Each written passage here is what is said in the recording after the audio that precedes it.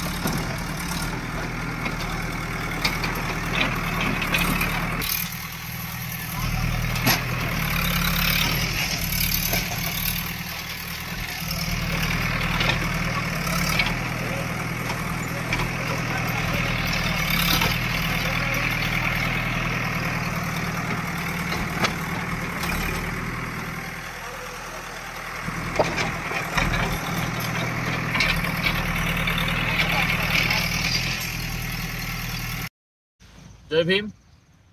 आपण आज महाबळेश्वर तालुक्यातील तापोळा महाबळेश्वर रस्त्यावरती चिखली गावाच्या ठिकाणी आलो आहे. आपण इथं एक आठवडाभरापूर्वी हा जो रस्ता आहे तापोळा महाबळेश्वर रस्ता हा रस्ता पूर्णपणे खचला म्हणून बातमी आपण प्रसारमाध्यमातून वृत्तपत्रातून बघितली होती. तत्कालीन महाराष्ट्र राज्याचे मुख्यमंत्री सातारा जिल्ह्याचे सुपुत्र माननीय एकनाथरावजी शिंदे साहेब आणि आत्ताचे उपमुख्यमंत्री यांनी तर त्यावेळेस जवळपास 100 कोटी या रस्त्यासाठी खर्च केलेला आहे. 100 कोटी मुख्यमंत्र्यांनी केलेला खर्च हा पूर्णपणे पाण्यात गेल्याचं आपल्याला दिसतंय. या ठिकाणी ठेकेदार आणि पीडब्ल्यूडीचे अधिकारी यांच्या मिलीभगतीमुळं हा रस्ता पाण्याने वाहून गेलेला आहे.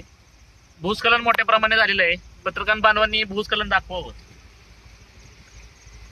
मोठ्या प्रमाणावर नुकसान झालेलं आहे. जीवितहानी झालेली नाही, मात्र मोठा अपघात होण्याची शक्यता इथं नाकारता येत नाही. अजून सुद्धा इथं रेस्क्यूचं काम चालूच आहे. रस्त्यावरची पडलेली दरड हटवण्याचं काम चालू आहे आणि रस्ता पूर्णपणे त्याला विहिरीचं स्वरूप आलेलं आहे. त्या रस्त्याला या पूर्ण प्रकरणाच्या आणि या झालेल्या भ्रष्टाचाराच्या मुळाशी आम्ही RPI म्हणून निश्चितच जाणार आहोत. आज माझ्यासोबत या ठिकाणी महाबळेश्वरला या स्थळ पाणी करताना आमच्या रिपब्लिकन पार्टी ऑफ इंडियाचे राष्ट्रीय नेते माननीय डॉक्टर राजेंद्र गवई साहेबांच्या राष्ट्रीय नेतृत्वाखाली कामकाज करणारे आमचे सातारा जिल्हाध्यक्ष माननीय संजय तात्या गाडे आज कामानिमित्त पुणे दौऱ्यावरती असल्यामुळं त्यांनी आम्हाला सांगितलं होतं की तुम्ही या कामाची पाहणी करून या. या कामाची पाहणी करण्यासाठी आज माझ्यासोबत RPIचे विद्यार्थी सेनेचे जिल्हाध्यक्ष आणि रिपब्लिकन अजयभाऊ पुलावळे हे देखील या ठिकाणी आहेत. आमचं प्रशासनाला एवढंच सांगणं आहे, जे कोण अधिकारी या भ्रष्टाचारामध्ये असतील आणि जो कोण ठेकेदार या भ्रष्टाचारामध्ये असेल त्याला RPI स्टाईलनं आम्ही आमच्या पद्धतीनं हुडकून काढू आणि झालेल्या भ्रष्टाचाराच्या मुळाशी आम्ही हे प्रकरण जोपर्यंत जनतेसमोर येत नाही तोपर्यंत आम्ही शांत बसणार नाही, एवढी मी जनतेला ग्वाही देतो आणि रजा